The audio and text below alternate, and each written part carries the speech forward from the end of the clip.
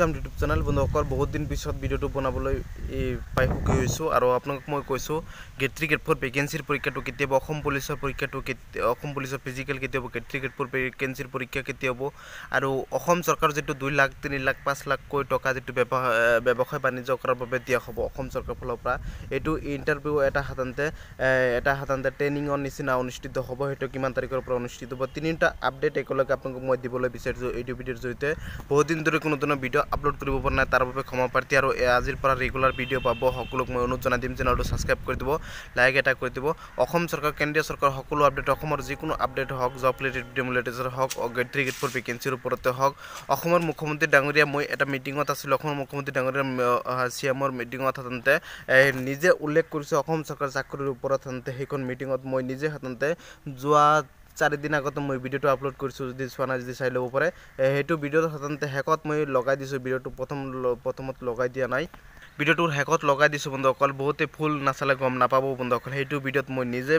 video কৰিছো আৰু মুখ্যমন্ত্ৰী ডাঙৰীয়া কি কৈছে মই আপোনাক মই দেখাই দিছো অসম চৰকাৰ চাকৰিৰ ওপৰত হওক 2 লাখ 3 লাখ আৰু 5 লাখ কৈ টকা যেটো ব্যৱসায় বাণিজ্য কৰাৰ বাবে দিয়া হ'ব হেতু ওপৰতে হওক অসম পুলিচৰ ফিজিকেল ওপৰত আৰু যোৱাকালি এটা বিখত ঘোষণা কৰিছে যে অসম পুলিচৰ এইখিনি ভেকেন্সি নহয় অসম পুলিচৰ আৰু সাধাৰণতে ভেকেন্সি কোনো পৰ্যায় সাধাৰণতে হেক নহয় বন্ধুসকল ভেকেন্সি ওলাই থাকিব অসম পুলিচৰ প্ৰথমো ওলাই থাকিব প্ৰথমতে কৈছো গেট 3 গেট 4 ভেকেন্সিৰ পৰীক্ষাটো কেতিয়া হ'ব বন্ধুসকল অসম চৰকাৰৰ সাধাৰণতে কেন্দ্ৰীয় চৰকাৰ আৰু গোটেই ভাৰতবৰ্ষ মিলি যেটো ইলেকশন হ'ব বন্ধুসকল ইলেকশনটো সাধাৰণতে এপ্ৰিল মাহৰ 16 তাৰিখত হ'ব বুলি ইতিমধ্যে মই গম পাইছো যিখিনি গম পাইছো 16 তাৰিখত হ'ব মোটামুটি এপ্ৰিল জুন জুলাই আগষ্ট বন্ধুসকল ইলেকশন শেষ হোৱাৰ মোটামুটি 2 মাহ পিছতে পৰীক্ষাটো অনুষ্ঠিত হ'ব আগষ্ট মাহত বা আপোনাৰ সাধাৰণতে আগষ্ট মাহত হওক বা আপোনাৰ আগষ্ট ছেপ্টেম্বৰ মাহতে হওক কিন্তু পৰীক্ষা অনুষ্ঠিত হ'ব মোটামুটি আগষ্ট ছেপ্টেম্বৰ জুলাই আগষ্ট মাহতে হ'ব অনুষ্ঠিত হ'ব যদি আগষ্ট মাহতে কিবা কাৰণে পঞ্চায়ত ইলেকশন হৈ যায় তেনেহলে সাধাৰণতে ছেপ্টেম্বৰ মাহতে গেট 3 গেট 4 ভেকেন্সি পৰীক্ষা হ'ব ইতিমধ্যে যোৱাকালি মুখ্যমন্ত্ৰী ডাঙৰীয়াই বিখত ঘোষণা কৰিছে যে পঞ্চায়তৰ ইলেকশনটো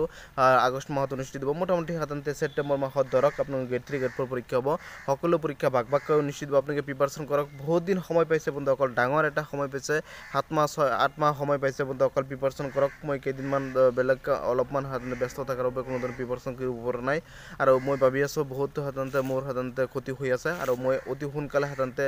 প্ৰিপাৰেচন কৰিবলৈ আৰম্ভ কৰিম বন্ধুসকল ভালকৈ প্ৰিপাৰেচন কৰক সকলোক মই হাজাৰ কৰিম প্ৰিপাৰেচন কৰক আৰু মোৰ চেনেলটো সাবস্ক্ৰাইব কৰি দিয়ক মই সকলো আপডেট সকলো খবৰ মোৰ চেনেলটোৰ পৰা পাব বুলি মই অনুৰোধ জনালো আৰু সকলোৱে সাপোৰ্ট কৰিব মৰম আশীৰ্বাদ জনাব আৰু গেট 3 গেট 4 ভেকেন্সিৰ পৰীক্ষা সকলো পৰীক্ষা ভাগকৈ অনুষ্ঠিত হ'ব বন্ধুসকল পৰীক্ষাৰ এডমিট কাৰ্ড হওক নোটিছ হওক যিকোনো আপডেট হওক সকলো জনাই দিম বন্ধুসকল আৰু ইফালে ডিএমইৰ বন্ধুসকল ডিএমইৰ এটা হাতন্তে পৰীক্ষা অনুষ্ঠিত হৈ গ'ল 4 হাতন্তে ফেব্ৰুৱাৰী তাৰিখে বন্ধুসকল এটো কেৱল ষ্টাফ নাৰ্ছৰ ভেকেন্সিৰ পৰীক্ষা অনুষ্ঠিত হৈ গ'ল বহুতে বন্ধুসকল মোক কৈ আছে পৰীক্ষাটো কেতিয়া কোন হল কেতিয়া হৈ গ'ল বন্ধুসকল পৰীক্ষাৰ এডমিট কিয় অহা নাই পৰীক্ষাটো কি হল 4 তাৰিখত কি হৰ পৰীক্ষা হল বহুতে যিসকল গেট 4 পৰীক্ষা দিব বা ষ্টাফ নাৰ্ছৰ বাদে যিখিনি পদ আছে বন্ধুসকল ষ্টাফ নাৰ্ছৰ বাদে সকলো পদৰ পৰীক্ষা তেওঁলোকে অনুষ্ঠিত হোৱা নাই এডমিট কাৰ্ড অতি সোনকালে আহিব বন্ধুসকল আৰু আপোনাৰ পৰীক্ষাটো অতি সোনকালে অনুষ্ঠিত হ'ব বন্ধুসকল আৰু আপোনাৰ গেট 3 গেট 4 ভেকেন্সিৰ আগষ্ট ছেপ্টেম্বৰ মাহতে সকলো পৰীক্ষা ভাগকৈ অনুষ্ঠিত হ'ব এডমিট কাৰ্ড অহাৰ লগে জনাই দিম বন্ধুসকল তাৰ পিছত আপোনালোকৰ সাধাৰণতে আপোনাৰ এডমিট কাৰ্ড জনাই দিম তাৰ পিছত আপোনালোকৰ সাধাৰণতে পৰীক্ষাৰ সাধাৰণতে চেণ্টাৰৰ ওপৰত জনাই দিম পৰীক্ষা কেনেকৈ কি পছত হ'ব কিমান মাৰ্ক হ'ব সকলো ডিটেইলছ মোৰ চেনেলৰ পৰা পাব মই কৈছো মই নিজে এজন কেণ্ডিডেট হয় নিজে সকলোবোৰ প্ৰিপাৰেচন কৰি আছো আপোনালোকক জনাই দিম বুলি মই প্ৰতিশ্ৰুতি দিছো আৰু সকলো প্ৰতিশ্ৰুতি দিছো মানে দিমেই বন্ধুসকল জনাই দিমেই আৰু সকলো সাপোৰ্ট মৰম আশীৰ্বাদ জনাব আৰু গেট 3 গেট 4 ভেকেন্সিৰ সকলো আপডেট মোৰ চেনেলৰ পৰা পাবলৈ সক্ষম হ'ব বন্ধুসকল সকলোক মই সাপোৰ্ট কৰিবলৈ জনাইছো আৰু ইতিমধ্যে অসম পুলিচৰ ফিজিকেলটো জুলাই মাহতে অনুষ্ঠিত হ'ব তাৰ আগতে নহয় বন্ধুসকল মই ইতিমধ্যে হাতন্তে ডিসেম্বৰ মাহত নৱেম্বৰ মাহতে মই জনাইছিলো নৱেম্বৰ ডিসেম্বৰ মাহতে মই কৈছিলো বহুতে বিশ্বাস কৰা নাছিল বহুতে মোক গালি পাৰিছিল যে হাতন্তে নৱেম্বৰ জুলাই আগষ্ট মাহতে ফিজিকেল নহয়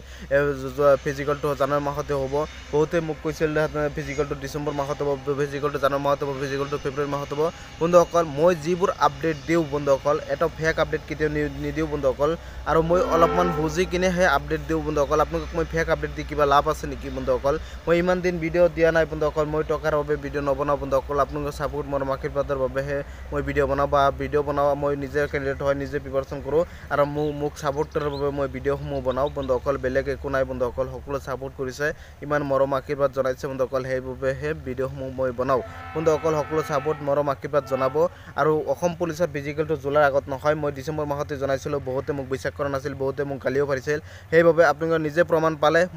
মই বেলেগ একো ক'বলগীয়া কোনো নাই বন্ধুসকল নিজে প্ৰমাণ পালে আৰু আপোনালোকৰ সাধাৰণতে প্ৰতিদিনে মোৰ চেনেলৰ পৰা পাব আৰু ইতিমধ্যে 3 লাখ টকা 5 লাখ টকা যেটো সাধাৰণতে ইণ্টাৰভিউ হ'ব বন্ধুসকল সেইটো ইণ্টাৰভিউ আপোনালোকৰ সাধাৰণতে অনুষ্ঠিত হ'ব 18 ফেব্ৰুৱাৰী তাৰিখৰ পৰা আপোনালোকৰ সাধাৰণতে 18 ফেব্ৰুৱাৰী তাৰিখৰ